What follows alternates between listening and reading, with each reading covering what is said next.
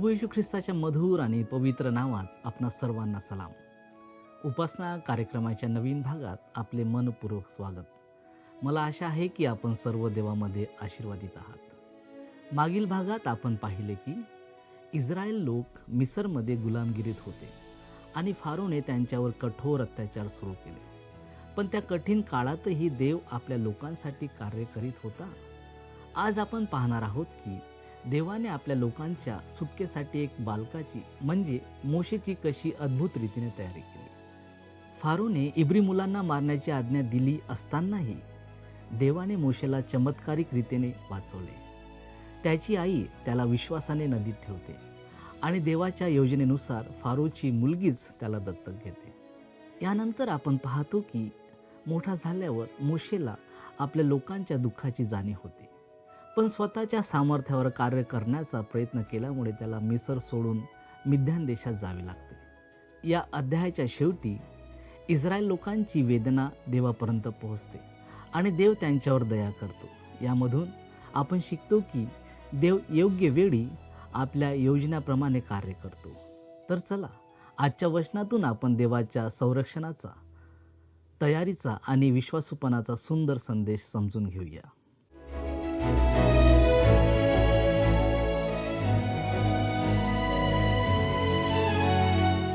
प्रभू येशू ख्रिस्ताच्या मधुर नावात आपणास सलाम.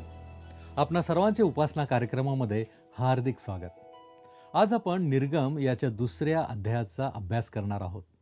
यामध्ये आपण जे विषय हाताळणार आहोत ते येणेप्रमाणे आहेत.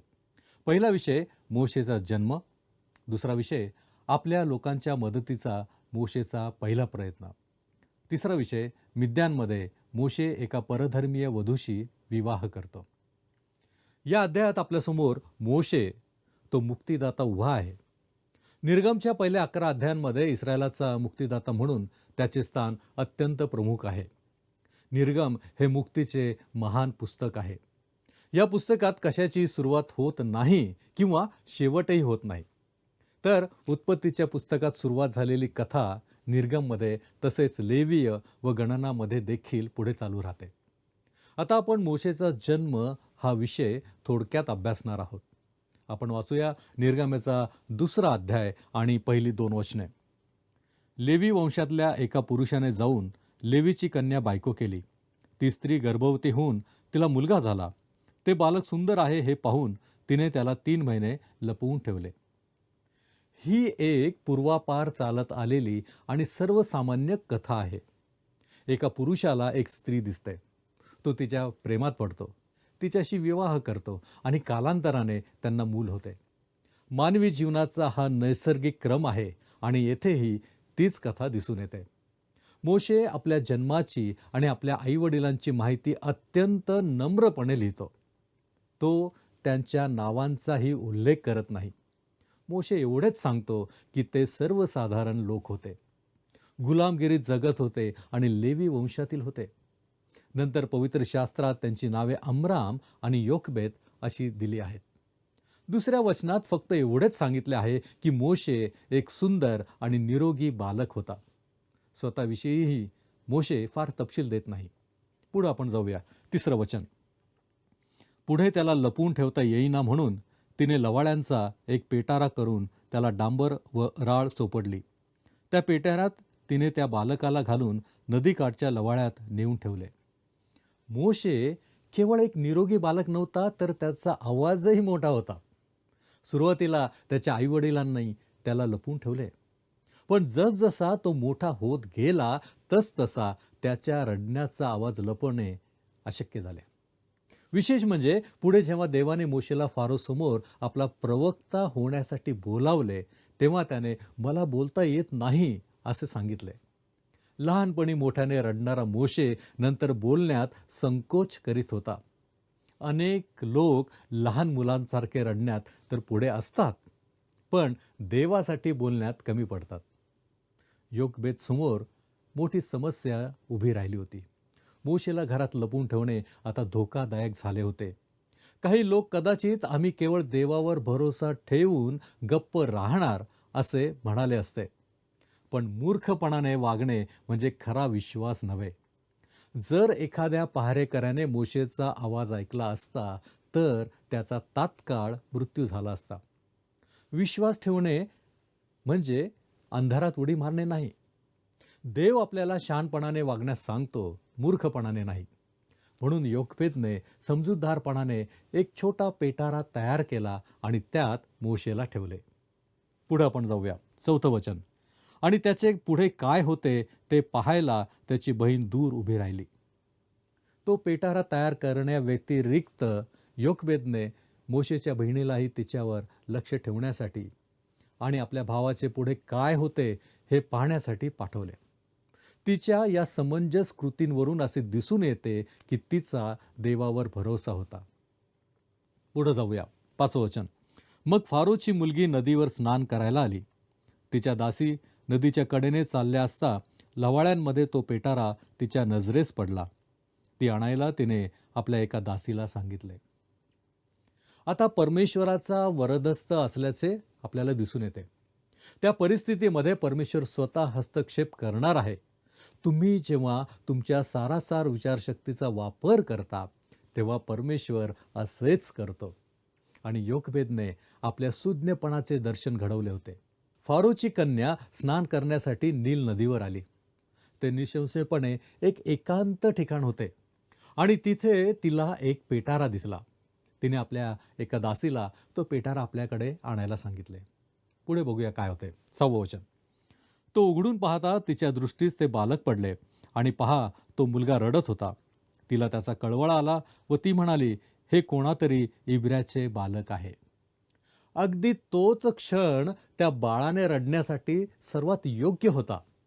किंबहुना परमेश्वरानेच त्या चिमुकल्या मोशेला चिमटा काढला आणि त्याने एक जोराची किंकाळी फोडली.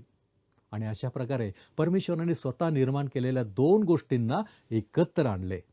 एका बाळाचे रडणे आणि एका स्त्रीचे हृदय. त्यामुळे फारोच्या कन्येला त्या चिमुकल्या बाळाकडे दुर्लक्ष करून पुढे जाणे मुळीच शक्य झाले नाही. 7वं वचन आपण पाहूया.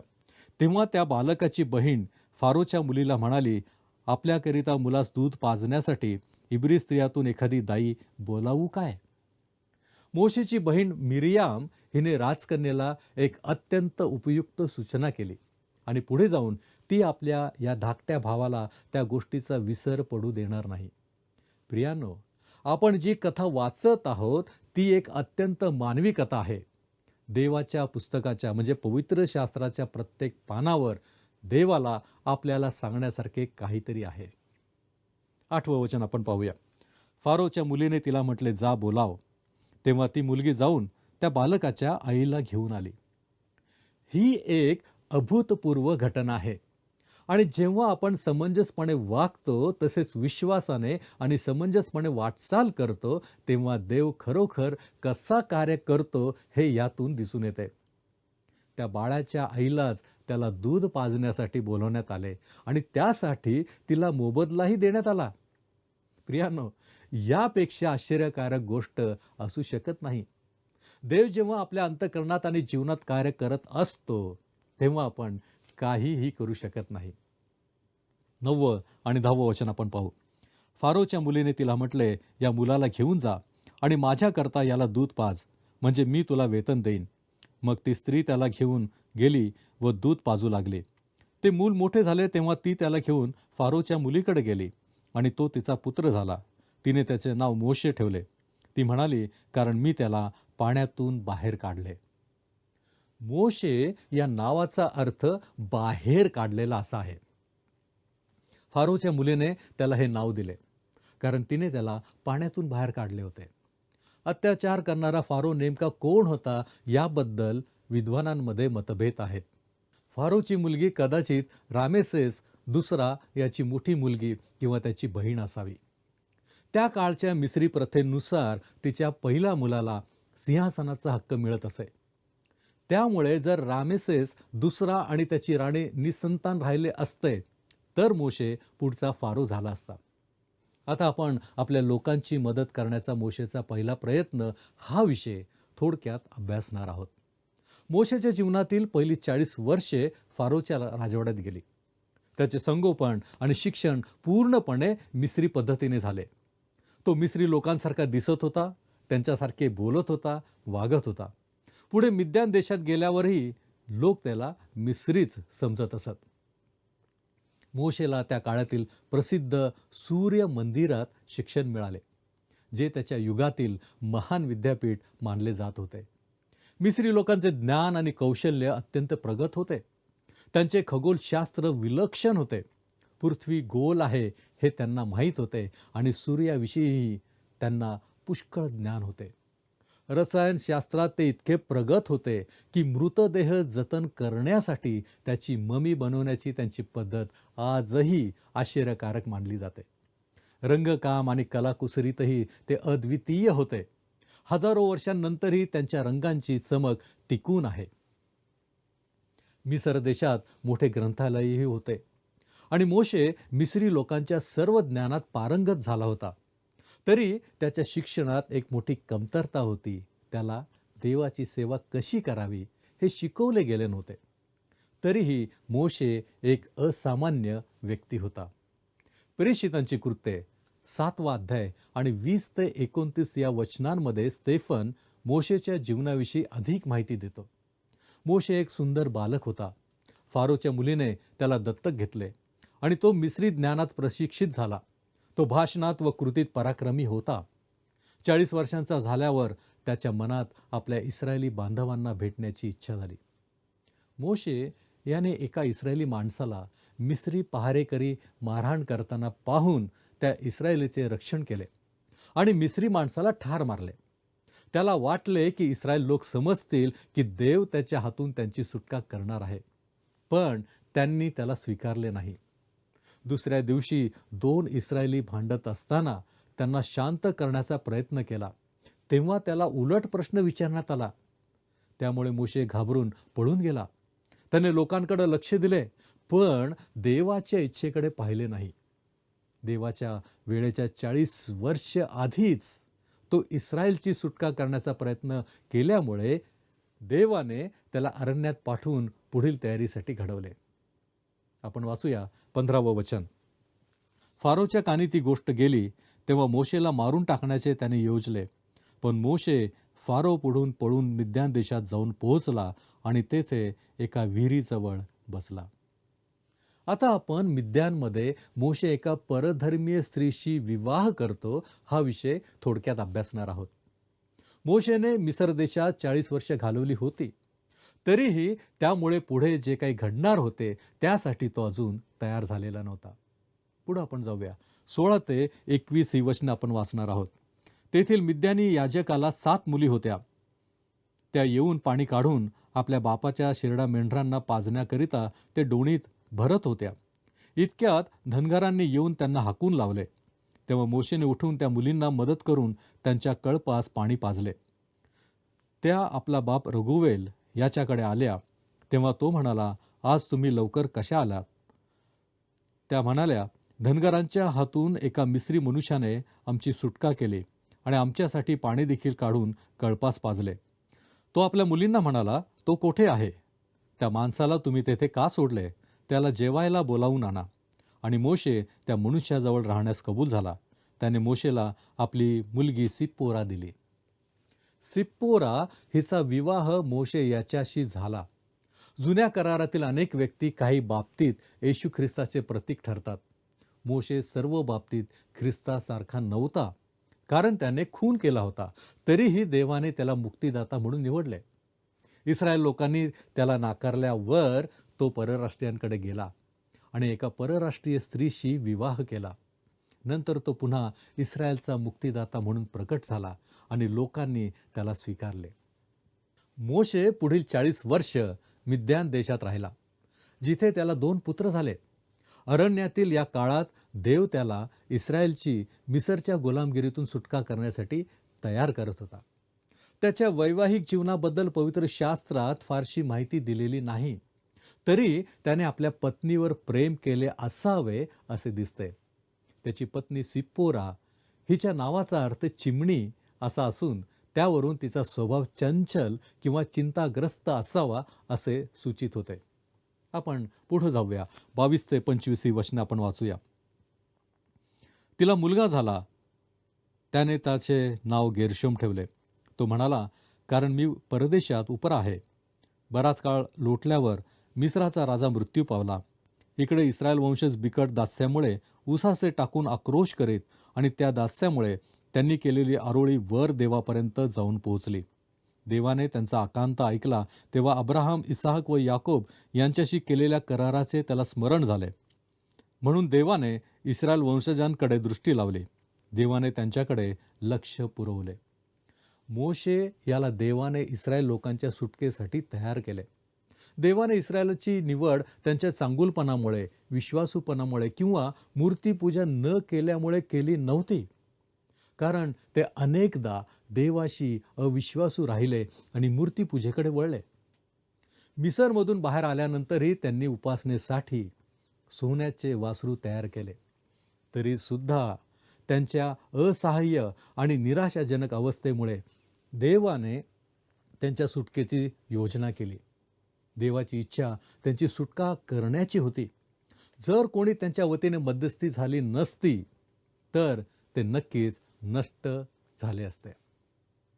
इस्रायल लोकांची सुटका करण्यामागे देव 2 कारणे सांगतो. पहिलं कारण, देवाने त्यांचा आकांत ऐकला.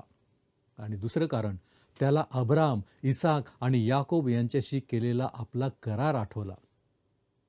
इस्रायल लोकांची ती हताश आणि निराशाजनक अवस्था पाहून देवाचे हृदय द्रवले आणि अब्रामाच्या वंशजांना 400 वर्षानंतर पुन्हा त्यांच्या देशात परत आणण्याच्या आपल्या अभिवचनामुळे देवाने त्यांची सुटका करण्यासाठी एक योजना आखली. देवाने तुमचे तारण का केले आहे असे तुम्हाला वाटते? अर्थातच जर तुमचे खरोखरच तारण झाले असेल तर. देवाने इस्रायलला ज्या कारणास्तव वाचवले त्याच कारणास्तव त्याने आम्हालाही वाचवले आहे. आमच्यामध्ये त्याला असे काहीही आढळले नाही ज्यामुळे त्याने आपले तारण करावे. तो हे अगदी स्पष्ट करतो की आमच्या अंगी असलेल्या कोणत्याही गुणवत्तेमुळे किंवा पात्रतेमुळे आमचे तारण झालेले नाही. पौल रोमकरास पत्र याचा 3रा अध्याय आणि 23 आणि 24 या वचनांमध्ये याचे स्पष्टीकरण देतो. आपण ती वचनं वाचूया. कारण सर्वांनी पाप केले आहे आणि ते देवाच्या गौरवाला उणे पडले आहेत. देवाच्या कृपेने ख्रिस्त येशूने खंडणी भरून प्राप्त केलेल्या मुक्तीच्या द्वारे ते विनामूल्य नीतिमान ठरतात. विनामूल्य या शब्दाचा अर्थ आहे कोणत्याही कारणाशिवाय. आमच्या पापांपासून आमचे तारण कोणत्याही बाह्य कारणाशिवाय झाले आहे. हाच शब्द आमच्या प्रभूने तेव्हा वापरला जेव्हा योहानाचं शुभवर्तमान 15वा अध्याय आणि 25 वचनामध्ये तो म्हणतो, विनाकारण त्यांनी माझा द्वेष केला. देवाने माझ्याकडे पाहून असे म्हटले नाही की अरे वा, तू अमुक पंथाचा आहेस, प्रामाणिक आणि कष्टाळू आहेस म्हणून मी तुझे तारण करणार आहे. वस्तुस्थिती अशी आहे की देवाने आम्हाला पाप आणि अज्ञानाच्या त्या काळ्या कुट्ट अंधारात खितपत पडलेले पाहिले.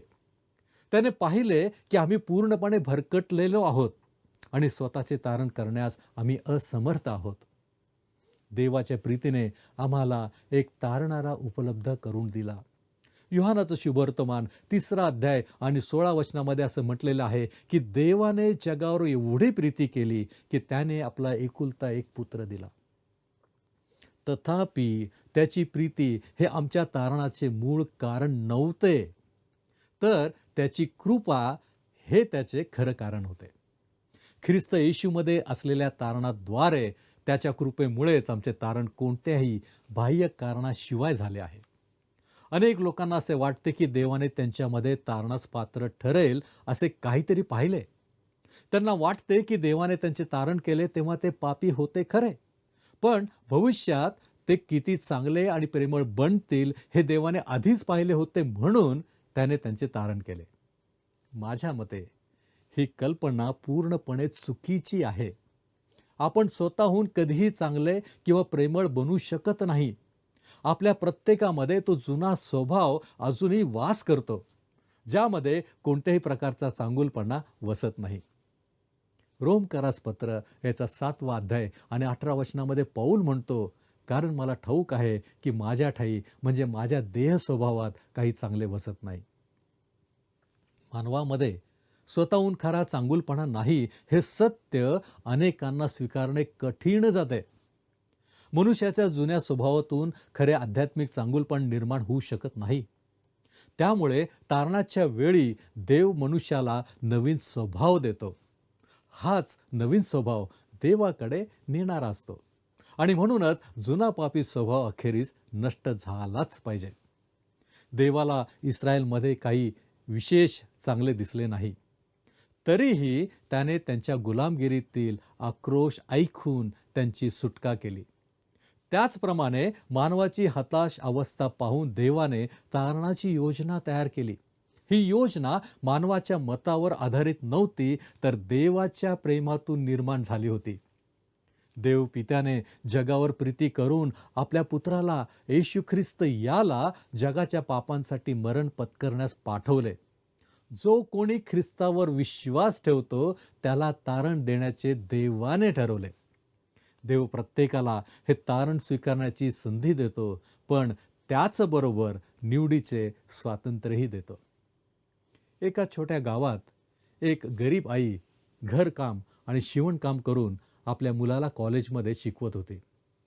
सुट्टीत मुलगा घरी आला तेव्हा कॉलेजमधील काही शिक्षणामुळे त्याच्या मनात देवाविषयी शंका निर्माण झाल्या होत्या.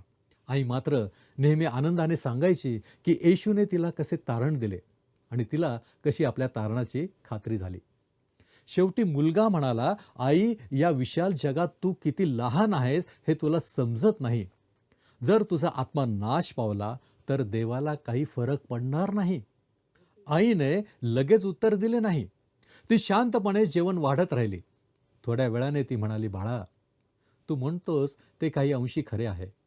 माझा छोटासा जीव फार मोठा नाही, पण जर देवाने मला वाचवले नाही तर त्याचे नुकसान माझ्यापेक्षा मोठे होणार आहे. कारण त्याने वचन दिले आहे की जो येशूवर विश्वास ठेवेल त्याचे तो तारण करेल. जर देवाने आपले वचन मोडले तर त्याच्या स्वभावावर आणि विश्वासार्हतेवर डाग लागेल. देव मानव जातीला दाखवून देतो की उद्धार मानवी गुन्ह्यांमुळे नव्हे तर त्याच्या कृपेने मिळतो. इस्रायल लोकांमध्ये विशेष आकर्षण नसतानाही देवाने त्यांची आर्त हाक ऐकली, कारण त्याने अब्राहम, इसहाक आणि याकोब यांच्याशी करार करून त्यांच्या उद्धाराचे अभिवचन दिले होते. त्याचप्रमाणे जो कोणी येशू ख्रिस्तावर तारणारा म्हणून विश्वास ठेवतो त्याचे तारण करण्याचेही देवाने वचन दिले आहे. कृपा म्हणजे कृतीतून व्यक्त होणारी देवाची प्रीती असून त्याच कृपेने आणि महान प्रेमाने देवाने मानवाच्या मुक्तीची व्यवस्था केली आहे. होय प्रियानो, देवाचे तारणाचे अभिवचन आजही सर्वांसाठी उघडे आहे. फक्त आम्हाला विश्वास ठेवावा लागेल. काय आपण तयार आहात? आपण प्रार्थना करूया. आमच्यावरती कृपा करणाऱ्या आमच्या महान प्रेमळ परमेश्वरा, धन्यवाद देतो, तुझी स्तुती करतो यासाठी की प्रभूजी तू संपूर्ण जगावर प्रीती केलीस आणि तुझा एकुलता एक पुत्र प्रभू येशू ख्रिस्त तू आम्हाला दिलास. यासाठी की प्रभूजी आम्ही त्याच्यावरती विश्वास ठेवावा आणि त्याच्याद्वारे आम्ही पापातून मुक्त होण्यासाठी, त्या तारणाच्या मार्गावरती येण्यासाठी आम्हाला कृपा प्राप्त व्हावी. होय प्रभूजी, निर्गम या पुस्तकाचा अभ्यास करत असताना पुन्हा एक वार या गोष्टी तू आमच्या समोर ठेवल्यास याच्याबद्दल आम्ही तुझे आभारी आहोत. होय प्रभूजी, आज आम्ही आमचं आत्मपरीक्षण करतो की आमचा विश्वास कसा आहे. आम्ही कुठे उणे तर नाही ना? प्रभूजी, तू आम्हाला सहाय्य कर आणि योग्य मार्गामध्ये चालण्यासाठी तू आम्हाला सहाय्य आणि मदत कर. तारणारा प्रभू येशू ख्रिस्त याच्या गौरवी नावात ही प्रार्थना केली आहे म्हणून तू ऐक. आमेन. प्रभूची कृपा आपणाबरोबर सदैव असो.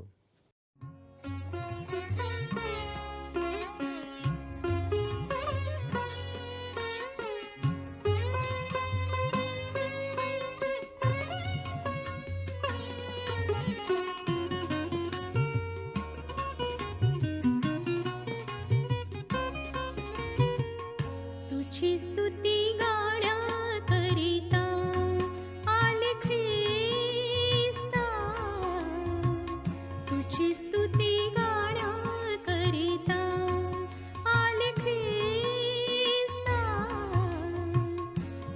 स्तुती गाण्याकरिता.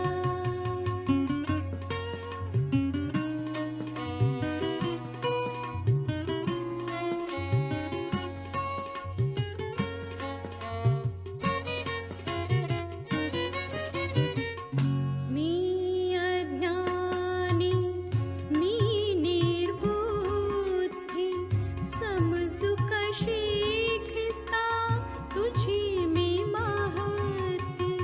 मी अज्ञानी, मी निर्बुद्धी, समजू कशी ख्रिस्ता तुझी मी महती. कर दया दया धना, तुझी स्तुती गाण्याकरिता. आले ख्रिस्ता, तुझी स्तुती गाण्याकरिता.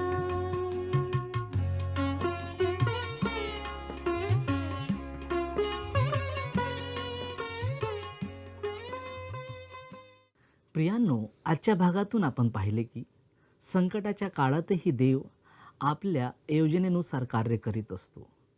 मोशेचा जन्म, त्याचे चमत्कारिक संरक्षण आणि त्याची वाढ या सर्व गोष्टी दाखवतात की देव आपल्या सेवकांना आधीच तयार करीत असतो. जरी परिस्थिती कठीण दिसत असली तरी देवाचा हात आपल्या लोकांवर सदैव असतो. आपण हेही शिकलो की केवळ मानवी सामर्थ्याने देवाचे कार्य पूर्ण होत नाही. मोशेला प्रथम तुटणे, शिकणे आणि देवावर अवलंबून राहणे आवश्यक होते. या अध्यायातून आपल्यासाठी एक प्रोत्साहन देणारा संदेश आहे. कधीकधी देव आपल्याला शांततेच्या किंवा एकांताच्या काळात नेत असतो, कारण तो आपल्या भविष्यातील मोठ्या कार्यासाठी तयार करीत असतो. जर आपण वाट पाहण्याच्या काळातून जात असाल तर निराश होऊ नका. देव आपल्या प्रार्थना ऐकतो, आपल्या अश्रूंना पाहतो आणि योग्य वेळ आल्यावर तो नक्की कार्य करतो. पुढील भागात आपण पाहणार आहोत की देव जळत्या झुडपातून मोशेला कसे बोलावतो आणि त्याला महान कार्यासाठी कसे नियुक्त करतो. तोपर्यंत प्रभूवर पूर्ण विश्वास ठेवा, त्याच्या वेळेची वाट पहा आणि त्याच्या मार्गदर्शनात चालत राहा. प्रभूची शांती, कृपा आणि सामर्थ्य आपल्या जीवनात सदैव राहो. धन्यवाद.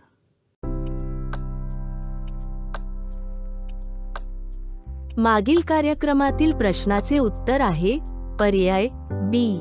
शिप्रा या नावाचा अर्थ आहे सौंदर्य.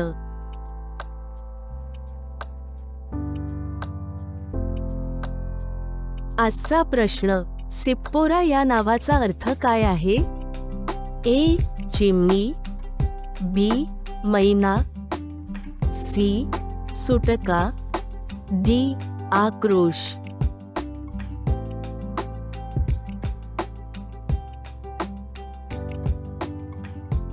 प्रियांनो, या प्रश्नाचे उत्तर उद्या सकाळी 6 वाजण्याच्या आधी पर्याय ए, बी, सी किंवा डी लिहून आपले नाव, पत्ता आणि ठिकाण यासोबत मोबाईल नंबर 7021474742 वर SMS किंवा व्हॉट्सॲप करा. हा कार्यक्रम आपणास आवडला काय? आता आम्हाला एक मिस कॉल करा.